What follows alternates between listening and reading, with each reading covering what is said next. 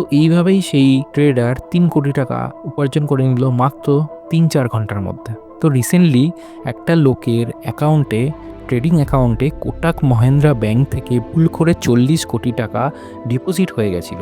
আর সেই লোকটার এত বুদ্ধি, সে কী করলো, সে ওই ৪০ কোটি টাকা সঙ্গে সঙ্গে এফএনও ট্রেডিংয়ে ইনভেস্ট করে দিল।